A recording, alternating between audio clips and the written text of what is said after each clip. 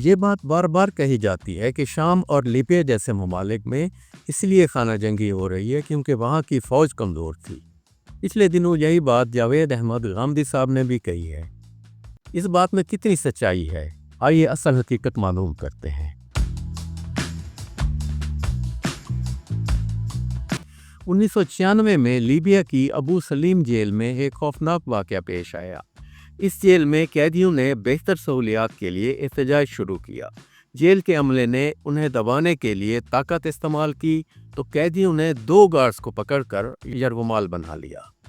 اس صورتحال کو دیکھتے ہوئے سیکورٹی فورسز جیل میں پہنچ گئیں اور مذاکرات کے ذریعے قیدیوں کو واپس ان کے سیلز میں بھیج دیا گیا۔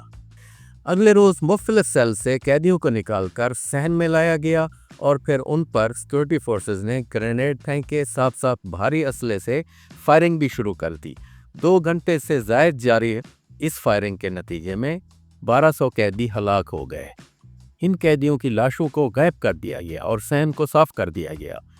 جب اس قتل عام کے متعلق افواہیں پھیلی تو حکومت بالکل مکر گئی اور اس نے کہا کہ ایسا کوئی واقعہ پیش ہی نہیں آیا۔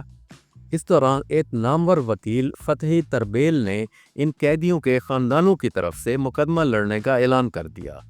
یہ وکیل 1996 سے لے کر 2011 تک ان کا مقدمہ لڑتا رہا، مگر یہ تمام کوششیں بے نتیجہ ثابت ہوئیں کیونکہ عدالتوں پر کرنل قذافی کا مکمل کنٹرول موجود تھا۔ جب عرب دنیا میں احتجاج شروع ہوئے تو لیبیا کے مختلف اپوزیشن گروپس نے 17 فروری 2011 کو سیاسی اور معاشی مسائل پر احتجاج کرنے کا اعلان کر دیا۔ حکومت نے پیش بندی کرتے ہوئے 15 فروری کو فتحی تربیل کو گرفتار کر لیا، جس کے خلاف بنغازی شہر میں 2000 لوگوں نے احتجاج کیا۔ حکومت نے مظاہرین پر ربر بلٹس فائر کی، جس سے کئی لوگ زخمی ہو گئے۔ اس کا نتیجہ یہ نکلا کہ مظاہرے پورے ملک میں پھیل گئے۔ لیبیا کی حکومت نے مظاہروں پر قابو پانے کے لیے فوج طلب کر لی اور انہیں احتجاج کرنے والوں سے سختی کے ساتھ نمٹنے کا حکم دے دیا۔ لیبیا کی فوج کے 4 ایلیٹس یونٹس کی کمان قذافی کے 4 بیٹوں کے پاس تھی۔ اسی طرح قذافی نے چاڈ، سوڈان اور نائجر کے باشندوں پر مشتمل ایک پین افریقن بریگیڈ بھی قائم کیا ہوا تھا۔ یہ بھی حکومت کے وفادار تھے۔ ہوائی فوج کی کمان قذافی کے قبیلے کے سرکردہ افراد کے ہاتھ میں تھی۔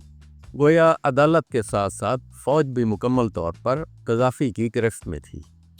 جب پورے ملک میں احتجاج شروع ہوئے تو فوج نے ان مظاہرین پر مشین گنوں سے فائرنگ شروع کر دی۔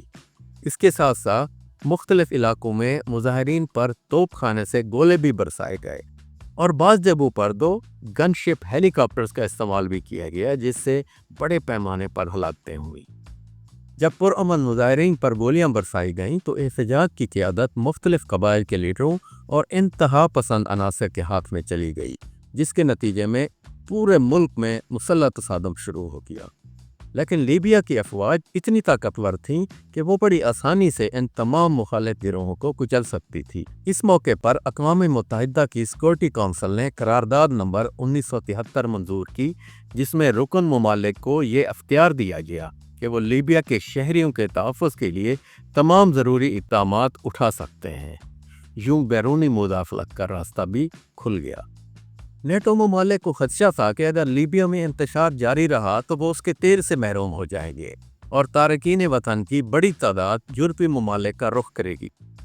چنانچہ امریکہ اور یورپی ممالک کی متحدہ فورس نے حکومتی افواج پر فضائی بمباری شروع کر دی، جس نے اس لڑائی کا رخ بدل دیا۔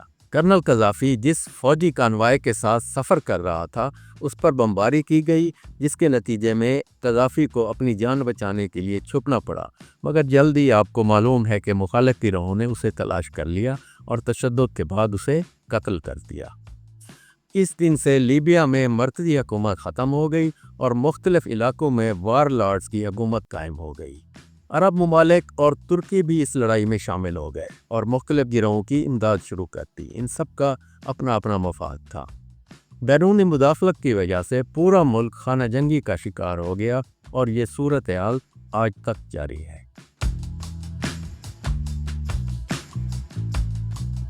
شام میں بشار الاسد کے والد حافظ الاسد نے نومبر 1970 میں اقتدار پر قبضہ کیا اور ایک سخت گیر عامر کی طرح 2000 میں اپنی موت تک حکمران رہے۔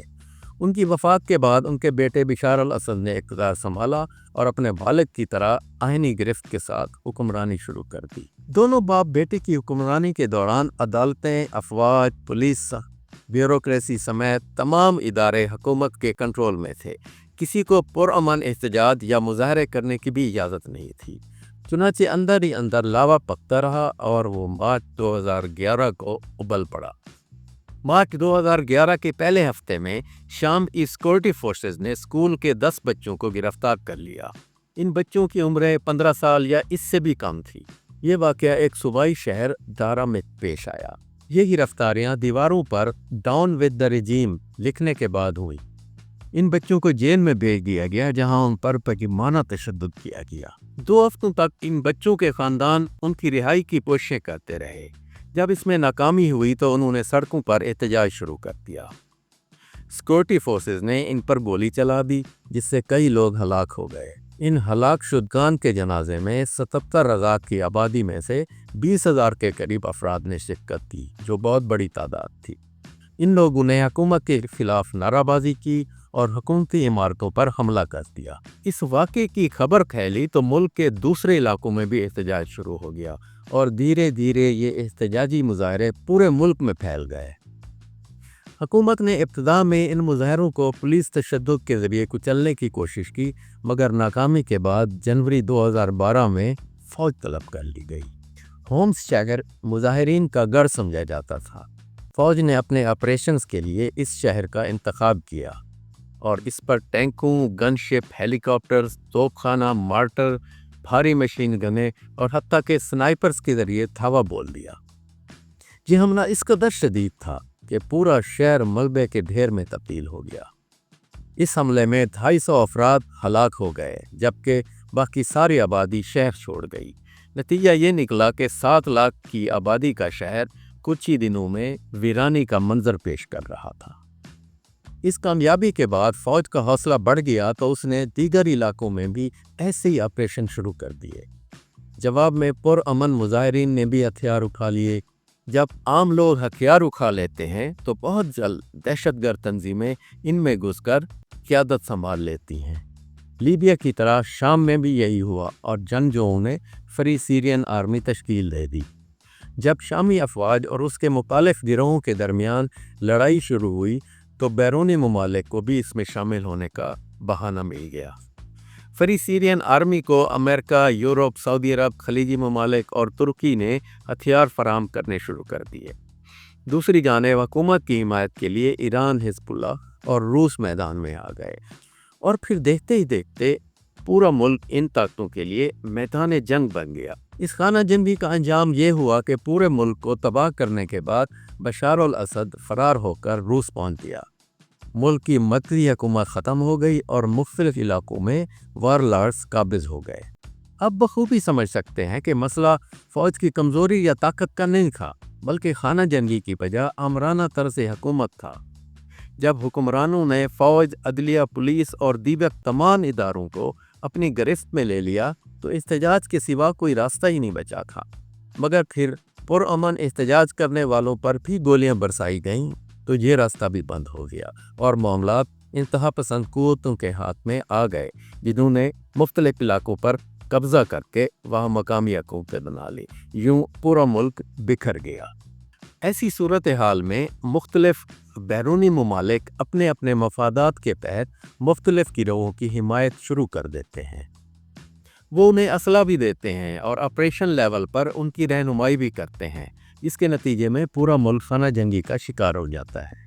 اگر آپ لیبیا، شام، یمن اور دیگر ممالک کی خانہ جنگی کی ٹائم لائن بنائیں تو پہلا مرحلہ عوام کے لیے انصاف کے تمام راستے بند کر دینا تھا۔ اس کے بعد عوام کے لیے صرف احتجاج کی راہ باقی بچی تھی، اسے بھی ریاستی طاقت کے ذریعے دبا دیا۔ یہ دوسرا مرحلہ تھا۔ تیسرے مرحلے پر عوام کے غم و غصے کو نان اسٹیٹ ایکٹرز نے اپنی طاقت بنا لیا اور اسلحے کے زور پر حکومتی جبر کا مقابلہ کرنا شروع کر دیا۔ اور چوتھا اور آخری مرحلہ بیرونی مداخلت کا تھا، جس نے کسی ایک فریق کو بھی اتنا طاقتور نہیں ہونے دیا کہ وہ خانہ جنگی کو ختم کر سکے۔ پاکستان اس وقت کس مرحلے پر موجود ہے، اس کا فیصلہ آپ خود کر سکتے ہیں۔ کمنٹس میں اپنی رائے بھی دے سکتے ہیں۔ اگلی ویڈیو تک کے لیے مجھے فقط کو اجازت۔ اللہ حافظ۔